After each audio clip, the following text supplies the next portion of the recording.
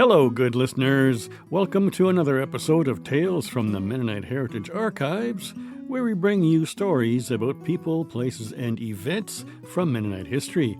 I'm your host, Dan Dick. Back in January of 2026, I spoke with Laureen Harder Gissing, the archivist librarian at the Mennonite Archives of Ontario, located at Conrad Grebel University College in Waterloo, Ontario. She's had numerous leadership roles in the Mennonite historical community and gives presentations to schools and community groups. Her research focuses on Mennonites in Canada. She's currently the president of the Mennonite Historical Society of Ontario. Today, we'll talk about the Mennonite Archives of Ontario, or for short, the MAO. Hi, Laureen. It's so good to have you here.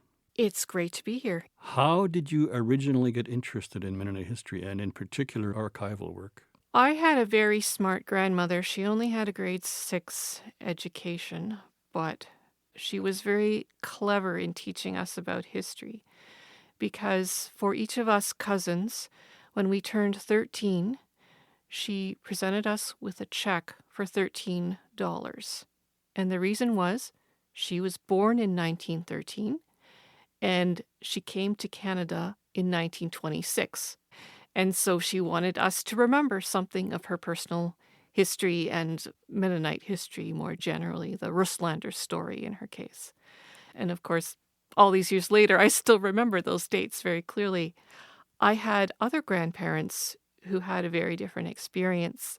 My grandmother and her children, including my mother, were refugees during the Second World War, came out of what's now Ukraine into Germany. My grandfather was repatriated to the Soviet Union, and so my grandmother and her children came to Canada, did not know where my grandfather was for many years. But finally, in 1962, they had discovered where he was, and he was able to join his family in Canada. And so I grew up with this story, and I became more and more curious as I get older about why these things happened to my family. So world history was never something abstract to me. It was very personal. That just led me down paths to study history more intently, and I ended up doing my BA in history. Tell me about the Mennonite Archives of Ontario, what it contains and who it supports. So there's a few words there to unpack. One of them is archives. We're not a museum. We're in archives, and so we tend to focus on textual things, tapes, photographs, not so much 3D objects. Mennonite, you'd think that would be an obvious one, but when we think about the experience in Ontario, the first Mennonites in Canada arrived in what was then the province of Quebec in the late 1700s. And so we have a very long history of Canadian Mennonite experience, but we also have many immigrants that arrived over the years, the Russlander, the Amish, later on the Low German Mennonites, and we have since then had a number of what, for lack of a better word, are called new Mennonite or new Canadian Mennonite congregations, Hispanic, Hmong, Lao, and so on and so on. So Mennonite in Ontario is quite a diverse word for a very diverse community of people, and we try to relate to all of them. And then the other word in that is Ontario. So you'd think that we would focus on materials produced in Ontario by people in Ontario. But as sure your listeners know, Mennonites move around a lot, collect different things, write different things from anywhere. As immigrants, they bring things into the country, into the province. And so though Ontario is in our name, we would have things in our archives from all over the world. I'm curious to know if some of those non-traditional, non-European Mennonite folks in Ontario have already begun donating records to the MAO? Yes, we have a few collections. So some of those would come directly from congregations. Some of those come from individuals who have told their stories, and those appear in the archives. Some come from institutions like, say, Mennonite Church Eastern Canada, who had workers that relate to those different groups. And so we just received recently articles from Mennonite Church Eastern Canada, MCEC, through their mission work in the 80s and 90s. And it's a really exciting collection. It's all kinds of photograph albums of celebrations, meetings between MCEC staff and these new congregations. And it's just a wonderful and rich addition to the Mennonite family in Ontario. Is it primarily congregational histories that you hold there, or are you also collecting personal histories? Well, we think of ourselves as an archives that collects institutions. In fact, that's how we started out. We collected the records of Mennonite institutions in Ontario and conferences in Ontario. But throughout the decades, social history started to become more important. Historians started to think of history not only as the great people of history, the great men of history often, or the institutions of history, but the history of everyone, the history of women, the history of families. And so our collections over the decades grew to reflect that. All kinds of little organizations that people have started. Sometimes these things fail, and then, well, at least we have the results of those. It's trying to represent the full range of life for Mennonites in Ontario, everything from individuals up through to institutions. Do you know off the top of your head what the oldest record is in your archive? The oldest item in our archive is a pamphlet from 1520 produced by Andreas von Karlstadt. The slightly newer but just as dramatic item is a Bible printed in Zurich, Switzerland in 1531, so nearly 500 years old, with hand-colored woodcuts. It was recently restored. It belonged to a Mennonite family who brought it from Europe to Pennsylvania, to Ontario. It survived a fire in the family's farmhouse, and after that it came to us and continues to be one of our most requested items. Now, those are all published materials. In terms of what we traditionally consider archives, the documents of life, that would probably be land deeds and land grants that go back to the early 1800s, late 1700s, some of them with these big wax seals still attached. And those are probably our oldest archival documents as such. And those would be official documents with Government of Canada?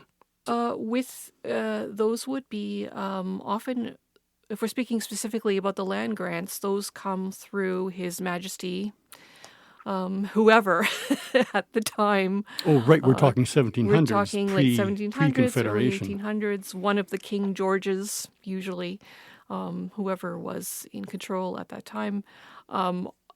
Not signed by the king himself, but by his representatives in Upper Canada.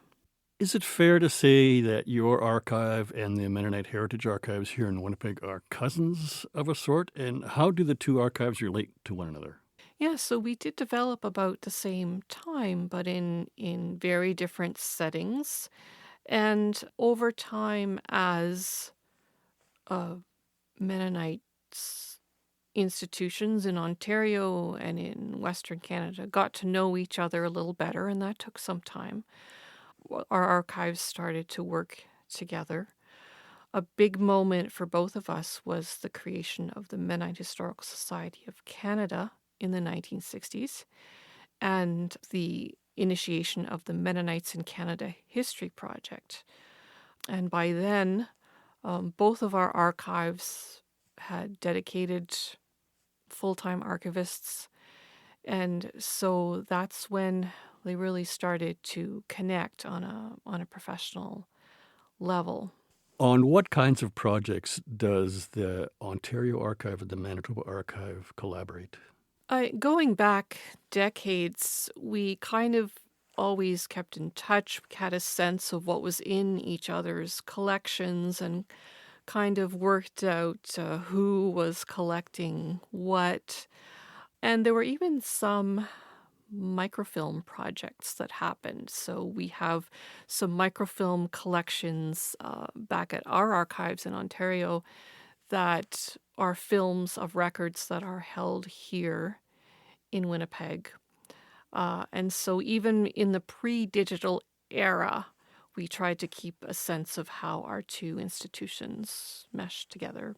The digital era has brought so many more opportunities to do that in more complex and deeper ways. And a major project in that regard is the Mennonite Archival Information Database, which was started by Mennonite Archives of Ontario, Mennonite Heritage Archives, and the Centre for Mennonite Brethren Studies.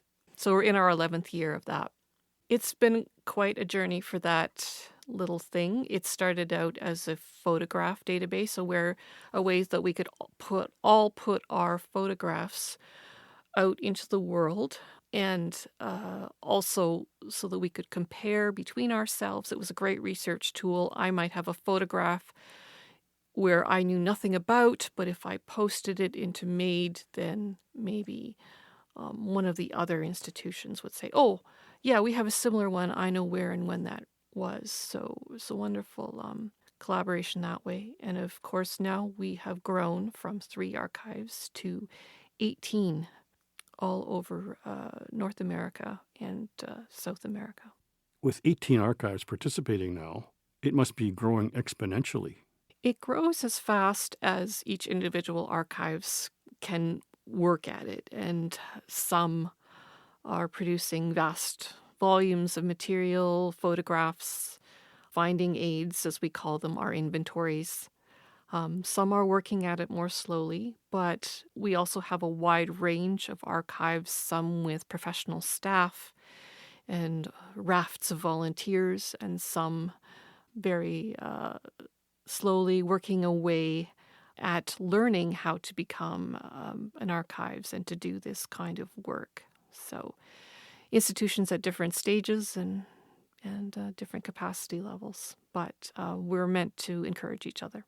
Laureen, it's been an absolute pleasure to chat with you today. Thanks so much for coming in to visit. I'm happy to be here, and I'm happy to talk about archives. The Mennonite Heritage Archives in Winnipeg is one of 18 partners in the Mennonite Archival Information Database that Laureen talked about.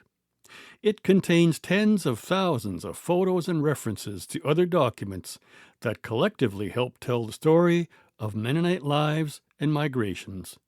You can access it at archives.mhsc.ca. Hello, I'm archivist Conrad Stace.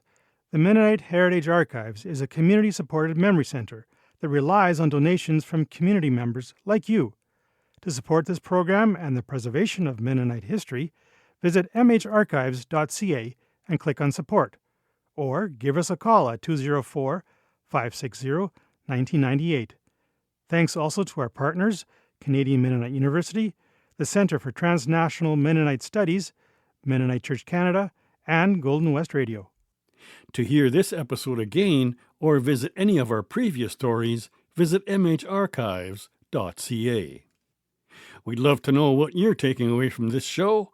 Let us know by dashing off a comment via email to info@mharchives.ca. In an upcoming episode, we'll bring you the story of the extensive McRoberts photo collection that documented the settlement of Mennonite migrants in Paraguay. Thanks to the Tales team of Conrad Stace and David Klippenstein for their help with the show. I'm your host, Dan Dick. Join us again next week. Thanks for listening.